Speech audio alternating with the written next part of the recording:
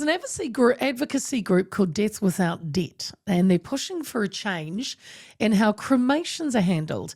They argue that funeral directors are acting as unnecessary middlemen in the cremation process, adding extra costs for grieving families. They also say that most people are unaware of how the current system works, which often leads many to pay for services they might not need, including being upsold package details. Who knew? The group adds the Ministry of Health could easily update its online system without needing a funeral director. Not surprisingly, the Funeral Directors Association disagrees, saying their role is professional and the fees cover essential services. Meanwhile, the Health Select Committee has acknowledged the process is outdated and costly and has asked the ministry to review the cremation rules. This, however, won't happen, I think, until 2027, but I might have to check those figures, which Death Without Debt says is far too slow, especially with more people struggling to afford funeral costs. The founder of Death Without Debt is Fergus Wheeler, and he's with me now. Fergus, good afternoon. Good afternoon, Leah. Did I get that date right or wrong, Fergus, from the ministry? Is it 25 or 27? Well, they said the end of the towards the end of the parliamentary term. Gotcha. Yeah. Okay. So, yeah, it's a while away. It's still a while away. Funerals are costly, aren't they, Fergus? What does it cost on average? Well, the average is about 13,000 now. It's going up. Gosh. But the thing is that in Rotorua, you can do a cremation if you know how to get through the system. Right. And most people don't, because it's a sort of pretty much secretive system. For $600. Sorry, so, what? $600? Wow. Yeah, so in Rotorua, if someone died and you were there to organise the funeral, you'd call the doctor or the nurse who would come and confirm and write the cause of death certificate out. Yeah. So that happens no matter whether you're going for burial or cremation.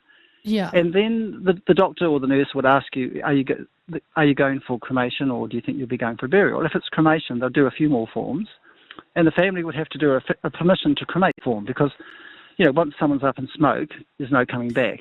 If there's an argument about whether they should have been cremated. Gotcha. Okay. Yeah, it's done. Yeah. Yeah. Yeah. And then at that point, does a funeral director come in? So, well, at that stage, you'd say to the doctor, if the average family would say, okay, we don't have much money, should we do? And the doctor would say, well, I don't know, because most doctors don't understand the system either, which is both appalling and understandable.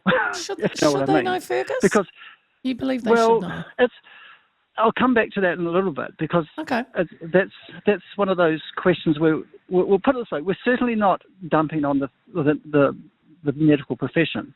No, but once they understand the problem, the onus is on them to actually fix it. Right. And the medical profession is now at the stage where they've been told about the problem, and if they don't act soon, it's going to start looking bad. Yeah.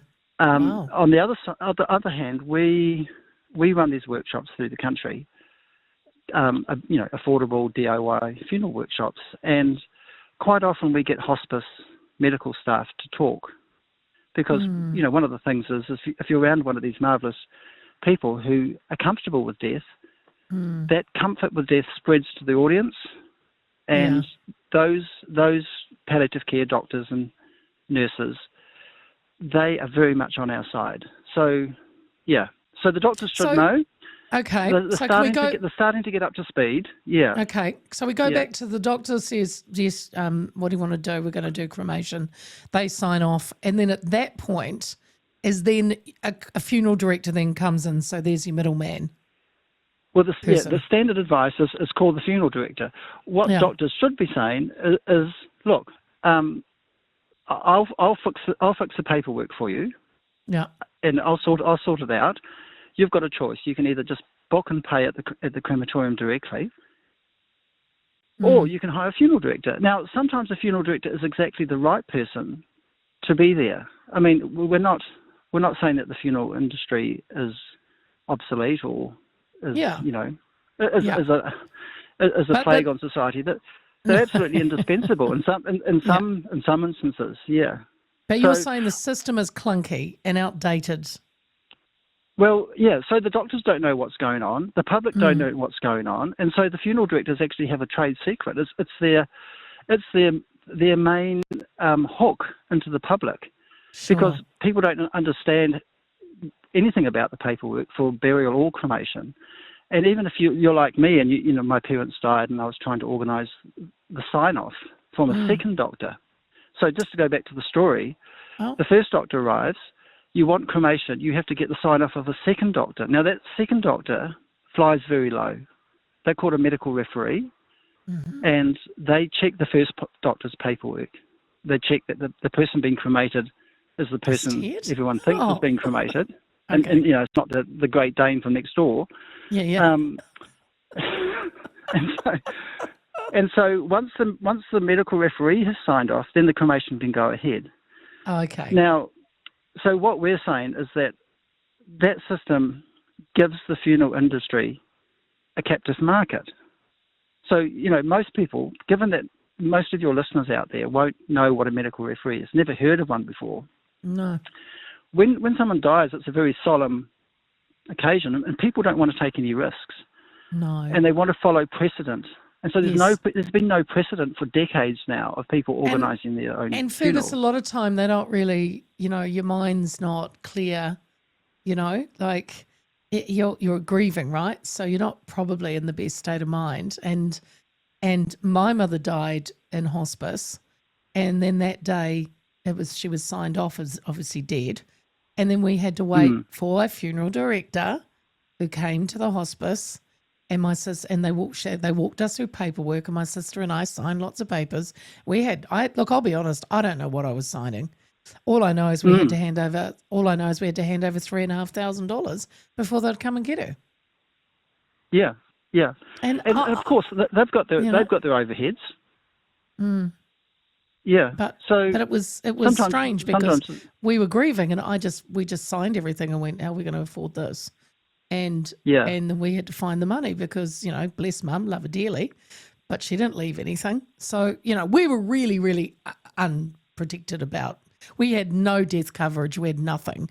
So I'm sure a lot of Kiwis and people listening you know, find themselves in that same situation.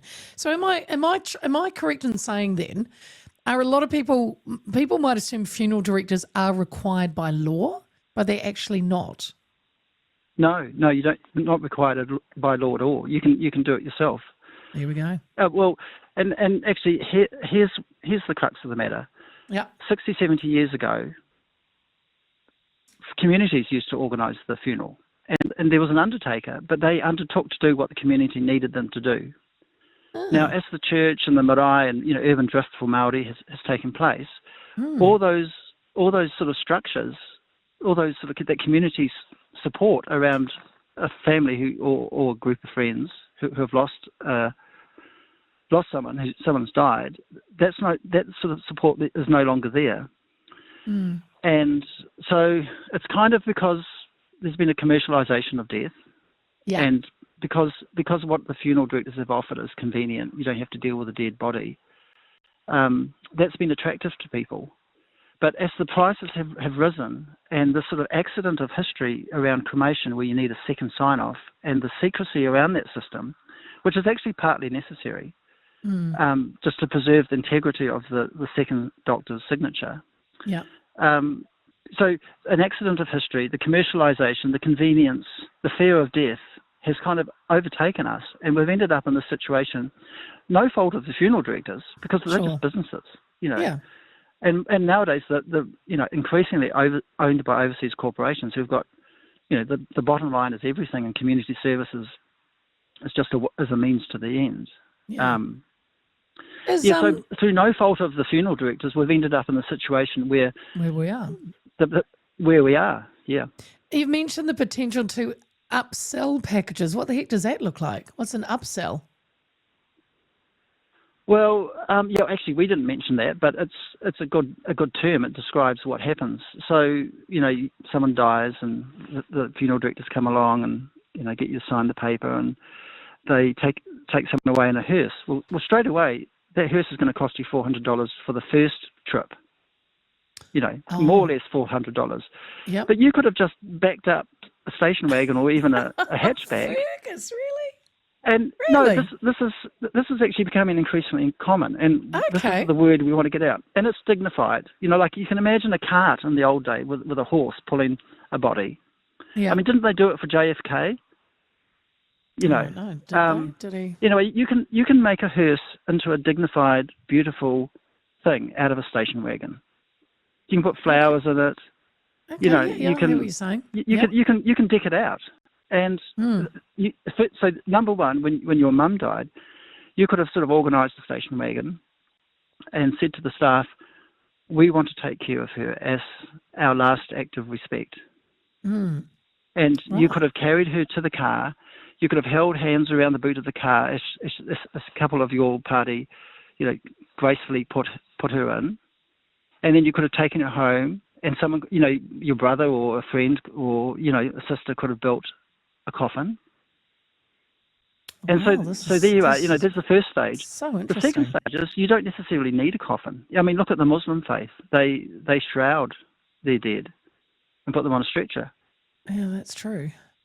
Woo, So Fergus. that's just a cultural thing. Yeah, So you're right. A coffin can be part of the ritual. Yes. And sometimes it's actually very practical because it helps keep a body cool. You put ice around it. So that come to the third thing. A lot of funeral directors, who should know better actually, are saying that embalming is absolutely essential. You look at their websites and they're saying this. It's not. It's actually highly toxic. And you can keep a body, if you keep the body cool, if it's winter time. I mean, I'm in the Mackenzie country at the moment, standing in the middle of a paddock.